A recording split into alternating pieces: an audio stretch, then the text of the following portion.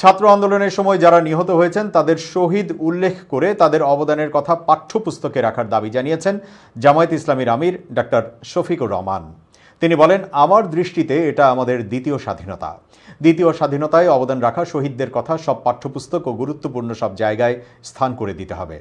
বৃহস্পতিবার সকাল 10টায় নারায়ণগঞ্জের সিদ্ধিরগঞ্জে ছাত্র আন্দোলনে নিহতদের পরিবারের সদস্যদের নিয়ে এক মতবিনিময় সভায় এসব কথা বলেন জামায়াতের আমির।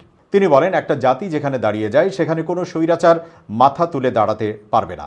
শহীদদের রক্ত শুকিয়ে গেছে, কিন্তু এটা যেন আমাদের অন্তর থেকে চলে না যায়। এখনো অনেক মানুষ নিখোঁজ। তারা কি মারা গেছেন নাকি বেঁচে আছেন তা কেউ জানে না।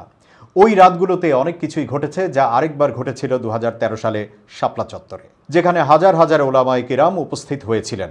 ওই রাতে তাদের সঙ্গে নিষ্ঠুর আচরণ করা হয়েছিল। লাশগুলো কোথায় নেওয়া হয়েছে তা কেউ জানে না, কিন্তু আল্লাহ তো সবকিছু জানেন। নিহতদের পরিবারদের উদ্দেশ্যে জামায়াতের আমির বলেন, যে শহীদ পরিবারের কাছে যাই সেখানে কান্না ধরে রাখতে পারি না। আমাদের তো এত টাকা পয়সা নাই, কিন্তু আমাদের অলি আল্লাহর ভান্ডারে কোনো কমতি নাই। আমরা তার উপর ভরসা করেই কথাগুলো বলার চেষ্টা করেছি। আল্লাহ যেন আমাদের ওয়াদার কথাটা ঠিক রাখেন। অনেক শহীদ পরিবারের সঙ্গে আমাদের মোলাকাত করার সুযোগ হয়েছিল।